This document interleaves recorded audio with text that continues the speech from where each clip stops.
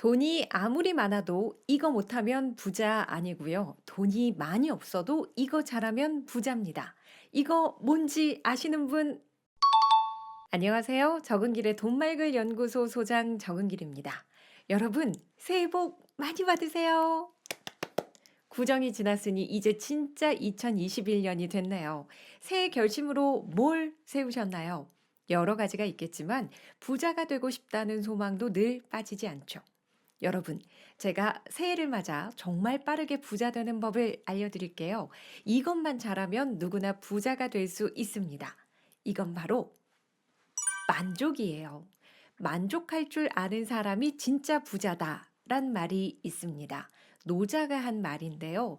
만족할 줄 아는 태도를 기르면 더 많은 것을 원하지 않을 수 있거든요. 내가 갖지 못한 것이 아닌 지금 갖고 있는 것에 집중하면 우리는 지금 당장 부자입니다. 그래서 오늘은 이 책을 골라봤어요. 적게 갖고도 풍족하게 살 수 있는 방법을 알려주는 책, 단순함의 즐거움입니다. 미스 미니멀리스트라는 이름으로 더 유명한 프랜신 제이 작가의 책인데요. 그녀가 전하는 단순함의 즐거움이 무엇인지, 어떻게 하면 적게 갖고도 만족하며 풍요롭게 살 수 있는지 그 이야기를 전해드리겠습니다. 우선 여러분, 미니멀리즘이란 말을 들으면 어떤 생각이 드세요? 혹시 비어 있다 아닌가요? 그런데 비어 있다는 말은 매력적이지 않습니다. 상실, 박탈, 결핍 등을 떠올리게 하거든요. 그렇다면 비어 있다는 말을 다른 각도에서 생각해 보죠. 비어 있기 때문에 없어진 것만 생각하지 말고 그로 인해 생겨난 것이 있습니다. 바로 공간이죠. 공간이 생기면 누구나 더 많은 것들을 할 수 있어요. 가족과 즐겁게 지낼 공간, 바쁜 일상 속 휴식의 공간, 옷장 속 여유의 공간 등이죠. 왜 우리는 무언가를 비워야 할 정도로 많은 것을 가지려고 할까요? 처음부터 갖지 않았더라면 굳이 비우지 않아도 되는데 말이죠. 이 책의 저자는 여러 기업들의 마케팅 때문이라고 말합니다. 내가 사는 물건이 곧 나라고 착각하는 거예요. 자동차를 예로 들어볼까요? 자동차는 그냥 교통수단일 뿐인데도 단순한 자동차가 아닙니다. 자동차 회사들은 자동차가 우리 자신, 우리의 성격, 우리가 직장이나 사회에서 차지하는 위치가 투영된 것이라는 확신을 주입합니다. 이게 전부가 아니에요. 기업들은 욕실이 딸린 커다란 안방, 자녀들 각자의 침실, 전문가 수준의 주방이 필요하다고 명령합니다. 그런 것을 갖추지 못하면 우리는 아직 성공하지 못한 것이라고 말이죠.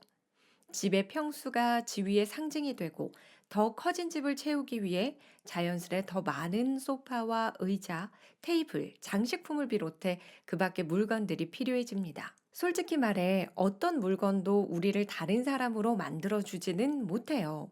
값비싼 화장품을 바른다고 해서 슈퍼모델이 되는 것도 아니고요. 고급 카메라가 있다고 해서 유명 사진작가가 되는 것도 아니잖아요. 그런데도 우리는 더 행복하게, 더 똑똑하게, 더 사랑받게, 더 유능하게 해주겠다고 약속하는 물건을 사야 한다는 강박에 시달립니다. 여러분께 질문 하나 드릴게요. 여러분은 한밤중에 자다가 갑자기 잠에서 깼습니다. 귀청을 찢는 듯한 화재 경보기가 울렸거든요. 연기가 자욱합니다. 당장 집 밖으로 나가야 돼요. 무엇을 챙겨서 나가야 할지 결정할 시간은 고작 몇 초밖에 없습니다. 여러분은 이때 뭘 챙겨서 나가시겠습니까? 그 순간에는 그토록 애지중지했던 물건에 대해 눈꼽만큼도 신경 쓰지 않을 거예요. 너무 극단적인 질문이었나요? 그러면 이런 상황은 어떠세요? 집에서 우유 거품이 잔뜩 올라간 따뜻한 커피를 마시고 싶어서 커피 머신을 샀어요. 그 물건을 얼마나 자주 사용하게 될 것 같으세요? 나는 커피를 좋아하니까 하루에 한 잔은 마실 것 같아. 커피가 한 잔에 4, 5천 원인데 집에서 마시면 그 돈을 아끼는 거니까 커피 머신 사길 정말 잘한 거야. 이런 생각이 드시나요? 사실 실상은 이렇습니다. 실제로 커피 머신은 커피를 뽑고 나면 청소를 해야 하죠. 그게 귀찮아서 커피 머신 사용하는 걸 멀리하게 돼요. 게다가 집에서 마신 커피 맛이 아주 좋지도 않아요.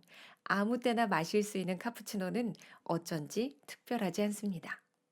집에서 몇 번 커피를 마시고 나면 커피숍에서 커피를 마시면서 그 분위기를 즐기는 편이 훨씬 더 즐겁다는 사실을 깨닫게 됩니다. 저도 이런 경험을 한 적이 있어요. 즐겁게 다이어트를 하고 싶어서 춤추는 게임 있죠.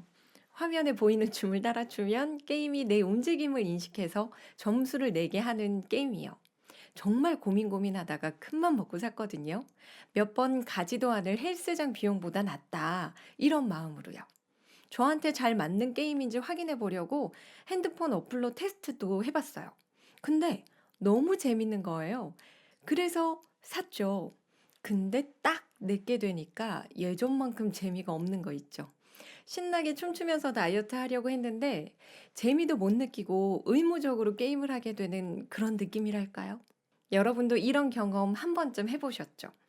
그렇게 몇 년을 끌어안고 있다가 작별해야 될 때가 됐다고 느끼는 물건들이 있으시죠? 이제 슬슬 우리가 갖고 있는 불필요한 물건들, 나를 무겁게 짓눌러 온 물건들을 정리하고 싶은 마음이 드시나요? 저는 이 책을 읽으면서 짐 정리를 진짜 많이 하기도 했어요. 물론 최근에 폭풍 쇼핑을 하기도 했지만 다시 마음을 가다듬고 물건이 아닌 제 삶에 집중을 해보려고 합니다.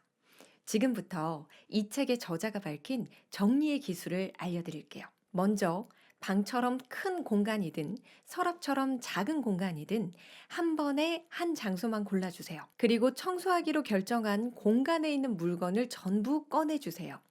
서랍장이라면 내용물을 전부 쏟아내면 됩니다.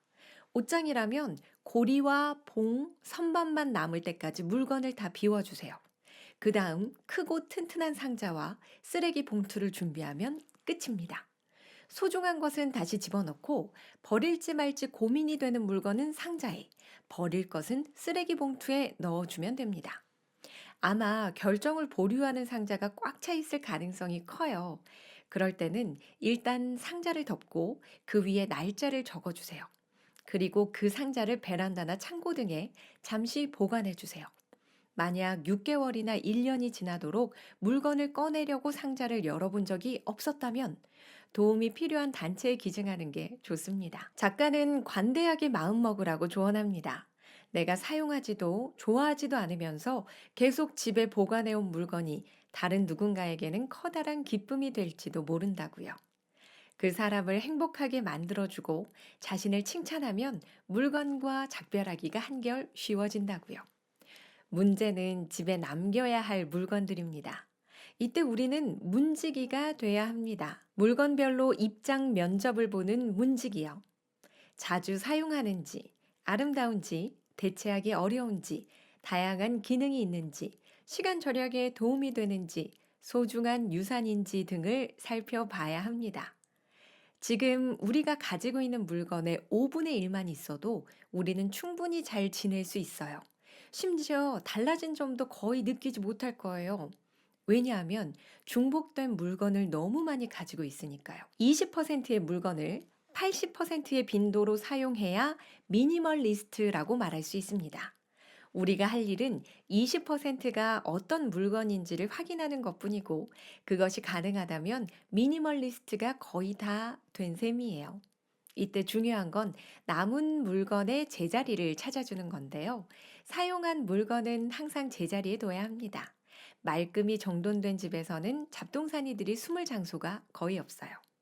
옷을 벗으면 바닥이나 의자에 대충 쌓아두지 말고 옷걸이에 걸거나 빨래 바구니에 넣고요. 신발은 신발장 안에, 책은 책꽂이에 꽂아둬야 합니다. 집이 좁아서 힘들다고 말하는 독자에게 작가는 이렇게 이야기해요. 물건을 넣어둘 공간이 많을수록 필요한 것도 아닌 물건을 두는 경우도 많아지는 법이라고요. 여러분, 옷장 정리를 할 땐 이 기준을 참고해 주세요. 이 옷을 입고 헤어진 배우자나 애인을 마주쳐도 괜찮은가? 안 돼! 라는 대답이 떠오르면 가차없이 버리시면 됩니다. 제가 예전 영상에서도 잠깐 말씀드린 적이 있는데 저는 1년 동안 세계 여행을 다녀온 적이 있어요. 그때 정말 몇 벌 안 되는 옷과 물건으로 1년을 살았는데요. 정말 사는데 아무 지장이 없었거든요. 다시 그때의 기분으로 돌아가고 싶네요. 지금까지 만족할 줄 아는 사람이 진짜 부자라고 말하는 책, 단순함의 즐거움이었습니다. 오늘 영상이 마음에 드셨다면 구독, 좋아요, 알림 설정 꼭 부탁드립니다. 여러분의 댓글도 기다리고 있어요. 그럼 저는 다음 영상에서 뵙겠습니다.